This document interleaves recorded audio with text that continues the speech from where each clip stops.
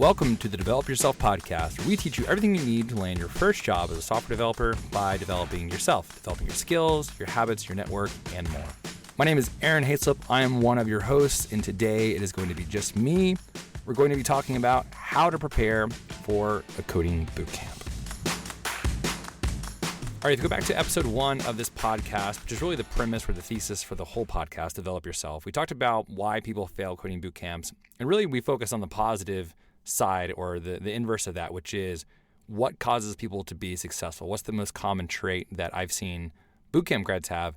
And that really is the person that they are whenever the bootcamp starts, right? It's something that you can't really tangibly change. It's really who you are. And if you think about, goals, you can have effect on who you are. Anytime you're setting a new goal, you really are more or less setting a goal to become a different kind of person, right? So we talked about this before, like fitness.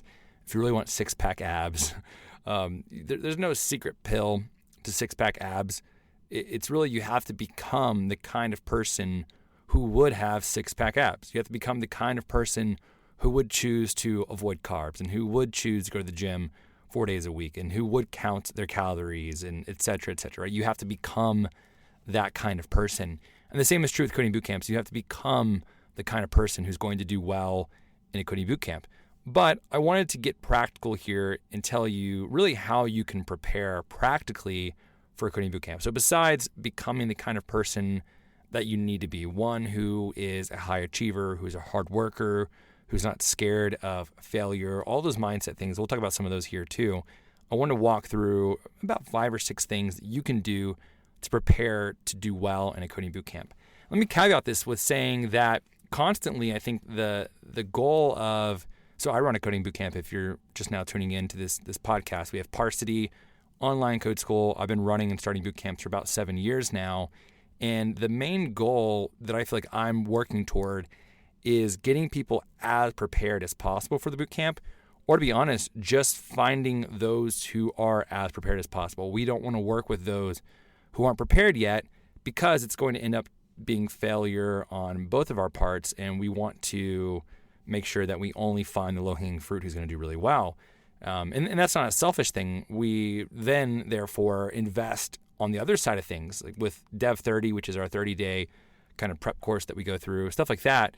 And this is part of that. This whole podcast, the point of it is to try and help folks prepare as much as possible before going into a boot camp. So to transparently share a little bit about this and why I'm so motivated by this, every once in a while we get students, and if you're listening and if you're a student and if you're having a hard time, this doesn't necessarily mean this is you.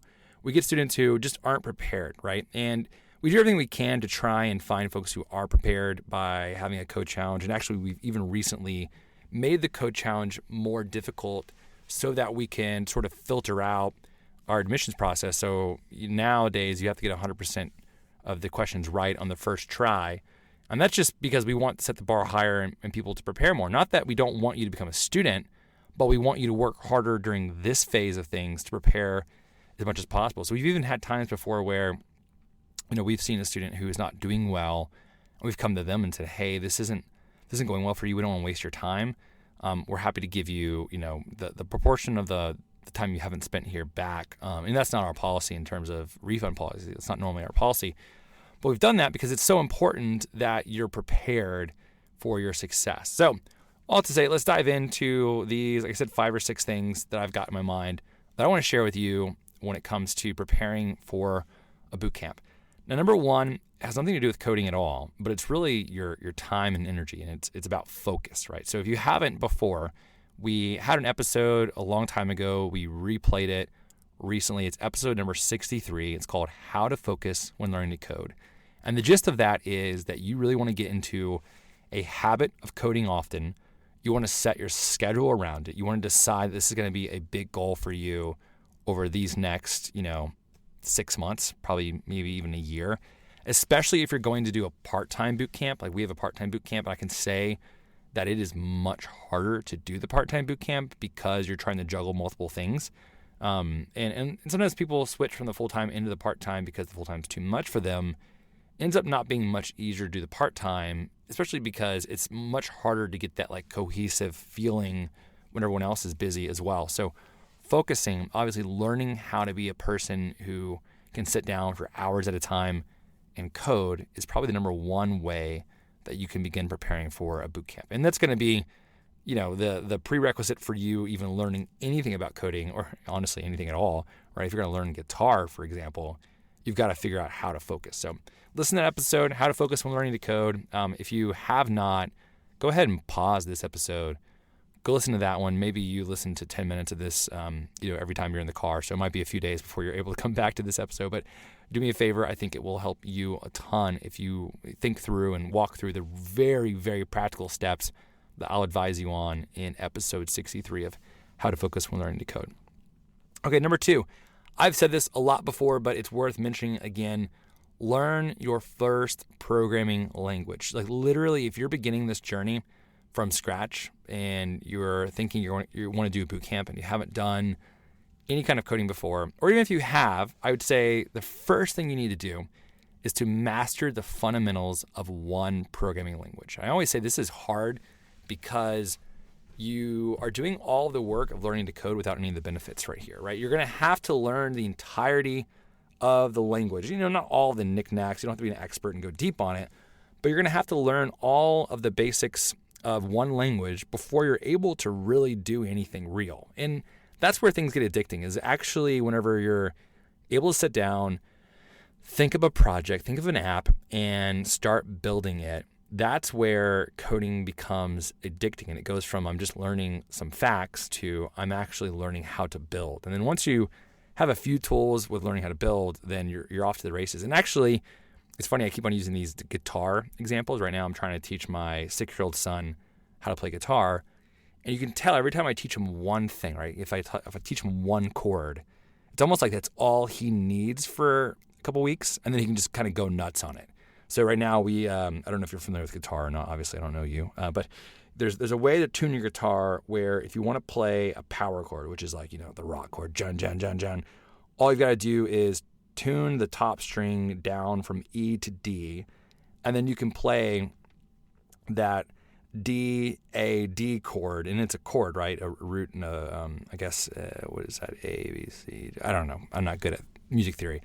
All I have to say is you can play like any power chord in the top 3 strings, and it just sounds, raunchy. John, John, John, John. So I taught him that one power chord, and he just goes to town, right? He doesn't need me for a long, long time, and that's kind of what we're trying to do here at this stage, is learn your first language, then you can go to town, like build whatever you can with that first language. So all I have to say, if you want to learn more about learning your first language, and I always recommend JavaScript for a variety of reasons, check out episode number 9. Now, episode number 9 is kind of like an audio companion to where we'll walk you through the complete fundamentals of JavaScript.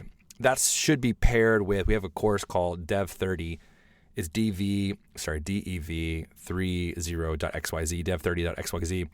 And the idea there is that learning to code, it consists of a lot of things, not just, and it's really in line with this podcast, not just the skills, but it's the mindset, it's the network, it's the habits. And so Dev 30 is really intended to help you with, all 4 of those things at once. So check that out. Learn the fundamentals of your first language. If you're thinking about JavaScript, episode 9 will tell you everything you need to know about what I mean by the fundamentals of your first language.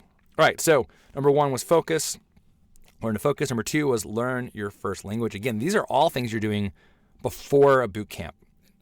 So number 3 here, before a boot camp, learn to use the debugger and test your code as you write it. Let me explain what I mean by that a little more. If you don't know what a debugger is essentially there's mechanisms depending on the language you're using, depending on the technology, the IDE, whether you're in a browser, etc., that will allow you to pause the code and kind of get in there and play around, right? Whenever you write a script or a program or several lines of code, however you want to say it, and you run that code, right? Quote, run. When you run that code, what's actually happening under the hood is the computer is reading the code and it's obeying the rules, right? The computer doesn't have a mind of its own. It literally does exactly what you tell it to do. And so it's kind of like math in that sense. Like if you make a mistake in math, it's because not because you didn't tell the equation the right thing, but literally you just wrote it incorrectly. And same thing with coding. Like, you can't persuade a computer to your way. It's not like, it's not like writing an essay or something. It's black and white. Either you wrote it wrong or you didn't. So when you're coding something, it's ideal to be able to pause when you have a bug or something's not working the way you want to work.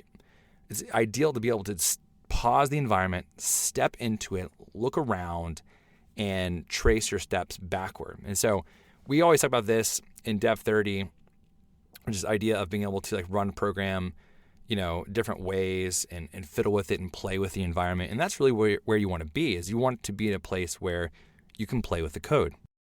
It goes back to this idea of playing guitar, right? You learn that a chord is a root, a third, and a fifth. So you take a note, and you walk 3 notes up and 3 notes up again, and it's got a root, a third. Well, I guess you walk 2 notes up and then 2 notes up. Anyways, a root, a third, and a fifth.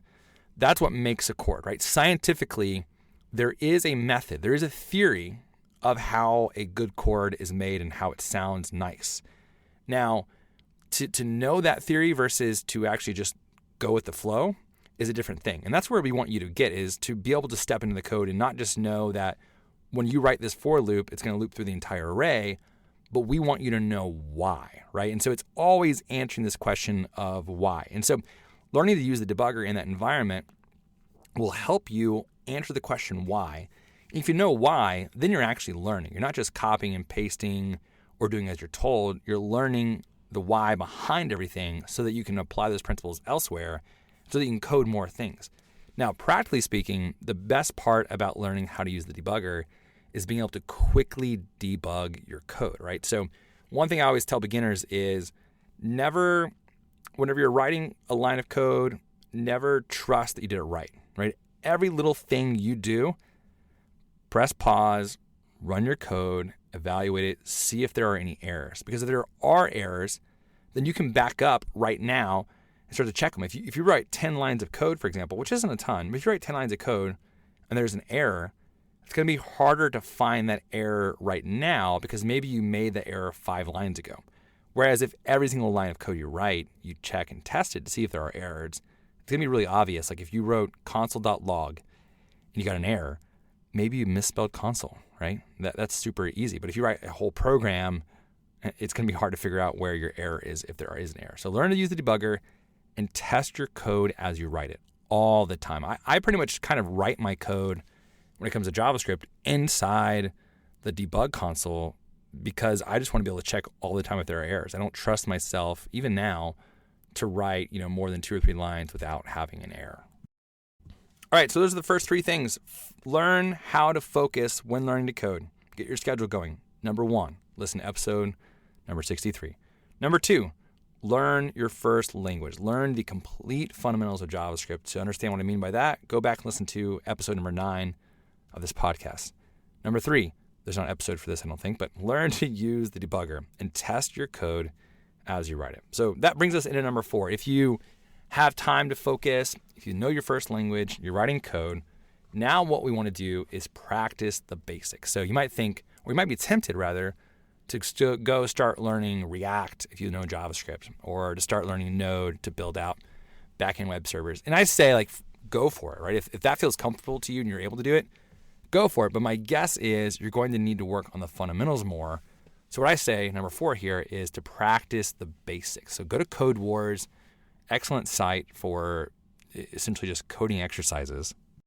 And the main idea here is that you're able to basically just do brain teasers. You're able to solve basic problems and translate those problems from English into JavaScript. So an example I always give, and I don't know if this is on our code challenge anymore. I have to go look. It used to be, but it was really this idea of if you're, and this is just an example of a cool brain teaser that you could try to work out with JavaScript. So back in the day, my wife and I, when we first got married, we used to use the envelope system for budgeting. I'm not sure if you're familiar with this, but the idea is instead of, just using your checking account or your credit card to count up how much money you're spending in every category, ahead of the time, the month, before the month started, we would look at our total budget. We'd say, okay, this is all the money we have to spend for the next month. We would make sure that we have all that money in cash for the next month, right? We're not going paycheck to paycheck. And then we'd say, how much money do we want to spend on groceries? how much do we want to spend on eating out, etc. And for every one of those categories, we would make an envelope, we'd write the name of the category on it, and we put cash in it. That way, if we were ever out, we would have all the cash we needed for that category. And if we ever ran out of cash for that category, we were just out. Like we couldn't buy any more groceries, we couldn't eat out anymore if we ran out of cash. If we wanted to, we could move money from, one envelope to the other, but that was the idea. So the hardest part about this was always getting the cash, right? Because you go to the bank, if I say, hey, give me $3,000, they're going to give it to me all in 20s or 50s or 100s or whatever. But if one of my budgets, for example, is, coffee and it's $25, then I specifically need like 2 10s and a 5 or a 20 and a 5 or whatever. So what I ended up doing was trying to figure out, okay, how do I get every single budget, right? So every little category, but the largest bills possible for the budget. So basically I wrote up a program that would give me, I would give the program a bunch of budgets. So these were categories, right? And this would be dollar amounts. And then I'd ask the program to give me back how many of each bill I would need. So because I would go to the bank and I'd go to the teller and say, hey, I need 10 50s, 4 20s, 3 5s, and 6 1s, or whatever it was for the budget. So the way this looked in the program was I thought through how I could write something in JavaScript like that. So I made a function. The function took an array, and the array was an array of those budgets. So for example, if I had $300 for eating out, $300 for groceries, $125 for eating out, $50 for haircuts, or whatever it was, I would just give it an array of those numbers. And then what I wanted that function to output was going to be an object that had the key was going to be the bill, like the dollar bill, whatever it's going to 100, 50, 20, 10, 5, whatever, one. And then the value would be the number of times I needed that bill, right? And the object was to make these bills like as large as possible, right? I wouldn't want a grocery budget to have 300 ones in it. It'd be ideal to have the grocery would have 3 $100 bills so that I could go to the grocery store and just when I bought groceries, if I spent $70, I could hand them, 100 to give me 30 back or whatever it was.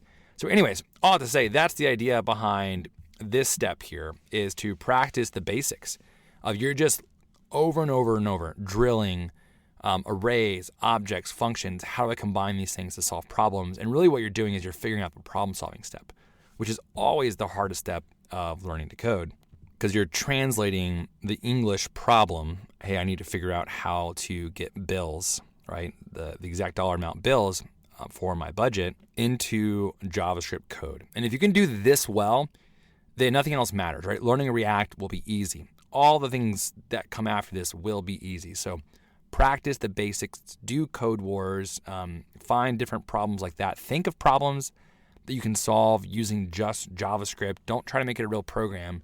Try to make it a program that you utilize the things you know to the best of your abilities to solve real problems.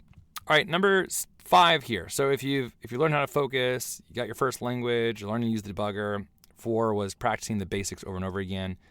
Now, if you're ready to start building stuff, I would say, and this could be the time in which you actually move into the bootcamp, because the bootcamp ideally will walk you through, recover some of these basics to make sure you have those down, and then it will help you to actually build real things. But the thing here to remember is that the learning happens whenever you start coding, not whenever you're watching the video, reading the book, even listening to the podcast, right? The learning is not happening right now. Like, for example, in this podcast, cool, you can know all these things, this list of steps, but until you actually start taking these steps, you're not actually learning. You're just transferring some head knowledge that your brain will probably forget, next week or tomorrow or something. You're probably going to take away really 1 or 2 things from this podcast. And if you apply them, then that's going to be real learning. If you don't, then you won't learn these things. So when it comes to building real things, I think in the beginning, you're probably going to be watching a lot of tutorials. That's fine. Let's say you watch a tutorial on how to build a React app. Ideally, you're going to build the React app with the tutorial as they're building the React app. In fact, in Parsity, we're going to walk through step-by-step building a React app. It doesn't mean, and no curriculum can do this, by the way, it doesn't mean at the end of that tutorial, you're going to be able to build a React app. It means that you're going to be able to follow along with the video and the code samples to build the React app just in the way that I showed you. Like you're going to be able to copy and paste, and which isn't a feat at all. It's not learning. Where the learning happens is if you say, okay, cool, I built that React app with them. Now, can I build another React app, one in which I think of the app itself? And then if I can go back and look over and over again at the code we wrote in the tutorial and start to apply those things I learned there to my own situation, that's learning. And again, that's going to be your next React app. You're still not going to have it memorized, right? Learning is not memorization. Learning is, okay, I understood the concepts, right? When this property changes, it causes the component to re-render. Like that's the learning that needs to happen, not, the copy paste kind of thing. So build real things. And that's where, like I said before, where things start getting addicting is, oh crap, I can build this small thing. And at first, these, give you a break. Give yourself a break. You can build real stuff. Now, again, give yourself a break. Your apps at this point are going to be terrible. I mean, they're going to be just like real crummy apps. Everybody on the face of the planet, you're going to think, can build better apps than you. And it's true. Any developer that's had any experience is going to be better at building apps than you at this point. But this is where it starts. Let it snowball into a place where you're building more and more fun stuff. Just have fun that you built this thing. And again, that will take you for a long, long ride on this journey. All right, so that was number 5. I won't go over the other items again because I listed them all 100 times. Number 6 here is all about your mindset, which is probably the most important thing that you can keep intact throughout this whole journey. Going into a coding bootcamp, it's easy to think, and I say this as someone who's built lots of bootcamps, so I obviously have a bias toward the bootcamp, but for the sake of the learner, I always say in the beginning that you've got to own your own learning and you've got to fight cynicism, right? There really are crummy boot camps. And I'll even admit that Parsity, we've got lots of things to grow on, right? And we've had plenty of dissatisfied students before, and I won't shy away from saying that. I mean, I've never seen a coding boot camp where there's not. I mean, it's such a pressure cooker environment where you are trying to change your life. It's the hardest thing you've probably ever done in your life. Of course, it's going to be difficult, and of course, you're going to complain, and that's pretty normal. But I would say that you need to own your own learning, meaning as in the boot camp won't spoon feed you the ability to become a software engineer, right? We're going to take the motivation, the drive, the hard work, the work ethic, all those things that you have, and we're going to try and point them in a specific direction. But it's up to you to have those raw resources. And as soon as you start thinking, oh man, this isn't, right for me, like that's kind of probably it for you, right? If you, and it's okay to question those things, but what I mean is once you've decided that there's a better path out there for you, then you've probably already lost the war a little bit. And I think that's true of just human nature, right? We are always thinking, oh man, I could have done this better. And going back to number 2 here, where I say learn JavaScript, one of the things I always say is like if you think while you're learning that there's something better to learn, you're not wrong. There's never like the best thing. There's never one thing to learn. But the trick here is that you've got to focus on one thing long enough to learn what you're supposed to learn from it, right? So even if in the end, JavaScript is not the language that you're going to get your first job in, and it may not be. I think in the past we used to record the stat. We don't so much anymore, but half of our students would get jobs learning something or doing something other than what we taught them. And the idea was, it doesn't matter what language you learn. As long as you learn a language, you'll come away with the skills necessary to learn more languages. And the same thing is true with a boot camp. Like there is no perfect boot camp. There's no perfect curriculum. The more you give, the more you will get. So again, don't get trapped into thinking that there's greener grass somewhere else. And there might be better boot camps. You do you in that sense. But the main idea here is that you've got to own your own learning. Your mindset is, I'm going to do this. They're here to help, but there is no magic boot camp that's going to turn you into a software engineer. It is going to be insane amounts of hard work for months on end, regardless of the path you take, the boot camp you go to. So own your own learning. All right, I think that's pretty much it. That's all I've got. All right, y'all, to summarize, I've got 6 points here on how to prepare for Coding Bootcamp. 1, learn how to focus. Listen to episode number 63 on how to focus when learning to code. Number 2, learn your first language. I say start with JavaScript. Listen to episode number 9, then check out Dev30. It's dev30.xyz. Number 3, learn to use the debugger and test your code as you write it. There are all kinds of resources on the internet for learning how to use, in JavaScript, I'd say the Chrome developer tools for JavaScript. Number 4, learn the basics, right? Go through Code Wars, drill yourself over and over again, think of cool problems to solve, and just go solve them. Number 5, build real things, but actually build. Don't just watch tutorials. For every tutorial you watch, you got to build something based on it. So learn how to build real things. Number 6, get your mindset right. Know that this is going to be hard work. This is going to be your journey and your hard work. Anybody that's there to help you is there to help you, but only you can own your own learning. All right, guys, I hope that's helpful. Again, reach out if you've got questions. Aaron@parsity.io is my email address. Check out our online code school, parsity.io at parsity.io. And as always, thanks for joining us.